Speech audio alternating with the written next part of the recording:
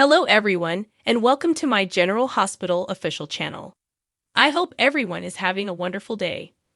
Before we begin, please hit the subscribe button and give this video a thumbs up. As Alexis confronts Judge Kim to request his release, Drew is sent back to Pentonville. He surprises Charlotte, whom he had taken out of school early, with Laura's homecoming at Valentine's. As soon as Charlotte recognizes her grandmother, she inquires about her uncle Nicholas. He is traveling, and Laura says she is unsure about his return date. Valentine claims he needs to run some errands, but will let them catch up. Charlotte's expression alters as Valentine departs. If she's concerned about her father, Laura asks. Charlotte believes her father worries about her even though he has never let her out of class early. In order to spend time with her before returning to her job, Laura claims she asked him to. With her grandmother returning, Charlotte said she doesn't feel as isolated. In an embrace, Laura inquires Charlotte. Charlotte needs to know she is not alone, says Laura. She claims to have her father in her. Charlotte acknowledges that's all she has because she doesn't have any school buddies. Her old acquaintances have moved on and are now keeping their distance because she believes she has been absent from Port Charles for too long. Although Charlotte claims it's different because he's a boy and she doesn't have another girl to talk to, Laura acknowledges that she is aware that he has Jake as a buddy. She wants a friend to hang out with, but Papa is never free. He spends a lot of time with Anna, as Laura is aware. Charlotte lies. Laura queries her daughter's opinion of her father being with Anna when he returned home. That, according to her, was merely a stopgap measure until her dad purchased them this home. She inquires about Laura's opinion on the residence. What does she think of it? Laura wonders. Charlotte recollects overhearing her father tell Anna that he bought the house for her, for the two of them. She tells her grandmother that having a home to themselves is all she has ever desired. The newest short film by Robert Palmer Watkins. Laura is aware of her tight relationship with her father, but she also has first-hand experience with adolescence.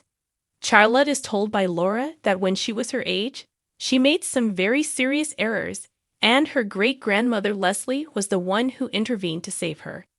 In the same way that Leslie was for her, she wants to be there for Charlotte. She claims that she will listen if Charlotte has something to say. After pausing, Charlotte simply states that she is happy her grandmother is returning because she missed her. They kiss, but Charlotte appears to be torn. At the Metro Court, Anna expresses her gratitude to her bodyguard for keeping an eye on her and inquires as to whether he noticed anything odd while she was with her companion. He affirms that no threats were visible.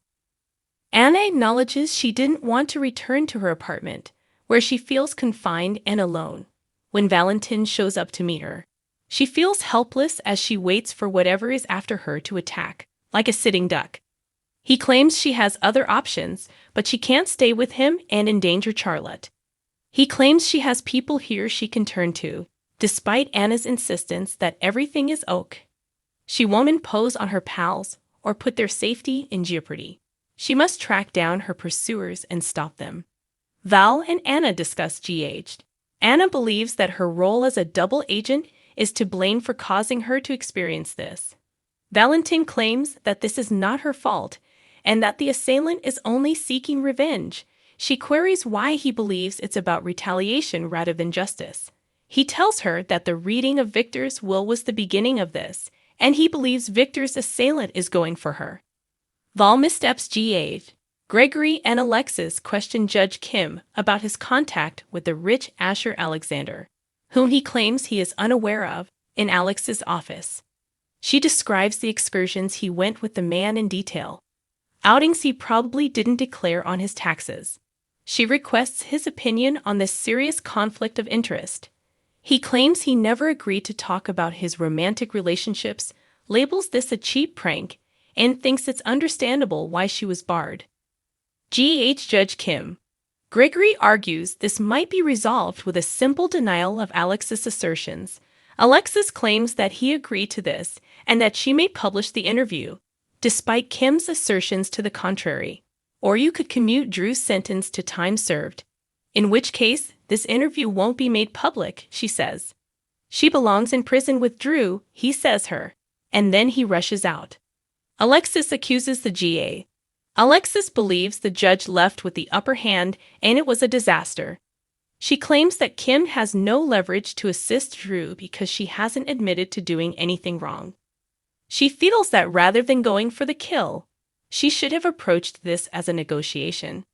She acknowledges that she wanted to practice law once again and win, but she significantly hurt Drew. Gregory disagrees, claiming that she offered Kim a deal for Drew's release in exchange for holding off on doing an expose on him. She still believes she made a careless error. A phone call interrupts them. Alexis has a connection at the federal facility, and they inform her that the judge might be reevaluating Drew's sentence. She hears Gregory say, "Nice work, counselor." More, Ryan Peavy's most recent Hallmark film. When Spencer finds out Ace has a doctor's appointment, he meets Esme, Ace, and Kevin there. Esme's question as to why she withheld the information from him and forced him to find out by text from the doctor's office. She emphasizes that it's not a huge problem and that the pediatrician had an opening. She claims that Spencer was supposed to be with Trina until Kevin brought her along. Although Ace's mother, she asserts that she is competent of taking care of her own son and that Spencer should be at all of Ace's appointments. Esme refuses to accompany Spencer to the appointment when a nurse summons her in. Esme is competent. GA. Spencer questions Kevin about the incident. He claims Esme was exercising her parental rights, but he disagrees. Spencer is going to look after his brother even though he is aware that he is not Ace's father and that their father will not be returning. Spencer is reminded by Kevin once more that he has no parenting rights.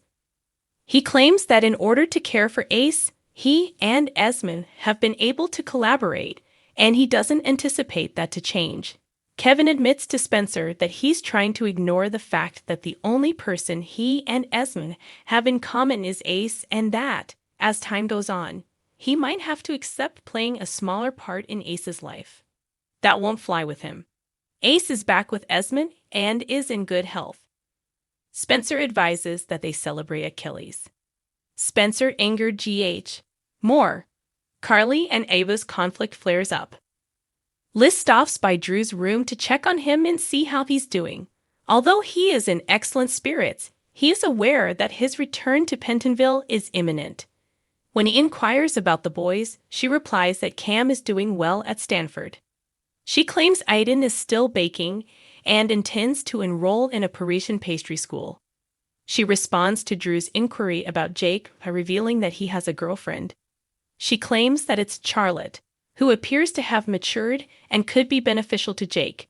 She claims that after Franco's passing, Jake hasn't appeared as depressed as usual, and dating Charlotte helps him feel better about himself. Drew and Liz catch up on G8. They are interrupted by a guard, who informs Drew that his paperwork has been accepted and that he will be sent back to Pentonville. He doesn't want to put off doing this, however, Liz believes there must be a way to keep him here for longer. He declines her offer to phone Carly. She shouldn't see him being dragged out in chains, in his opinion. Drew is later rolled into the hospital elevator while wearing orange and handcuffs once more. At the yoga studio, Robert and Diane cross paths and start chit-chatting and trading insults. They understand that they have made sparring in court their standard operating procedure. Robert believes they ought to alter that. Although Diane acknowledges she enjoys his company, she does not enjoy feeling like an afterthought or a default friend. Robert advises that they continue where they left off in order to become more than just friends. She declines to go back to their previous location and reminds him of how Holly manipulated her for her purposes. She claims to like him, but she also dislikes how his background surprises her on a regular basis. Diane GH Yoga. There is too much hurt and dishonesty, according to Diane, for them to resume their conversation where they left off. She proposes they start again from scratch and clean the slate. He claims to accept the terms and the challenge. She advises him to view this as a game they are playing together, warning that if he makes another mistake, they won't play again. Robert GH Yoga. More. Dark Shadows, Lara Parker, 84, passed away. When Cody and Dante first meet, they talk about Dante's administrative leave. Cody makes the observation that everything is really convoluted and that it often seems as though the proper action results in the incorrect result. Cody informs him that Sasha is moving and that he warned her against doing so. Why didn't he let her know that he wanted her to stay? Dan queries. Cody and Dante talk about GH. Cody acknowledges his error. He talked to her about how everyone makes errors, how she had taken the decision to go, and he admitted to lying to her about Mac. He claims that he was in need and didn't want her to leave. Dan regrets the events surrounding Sasha because he has grown to value her greatly. Dante asks Cody if he's going to tell Mac the truth right now before returning to filling out some papers for his leave. Cody argues that he cannot harm Mac in this manner, but Dante asserts that keeping this information hidden will complicate everyone's lives. Thanks for watching if you like this video. So please don't forget to subscribe my channel and don't miss any update.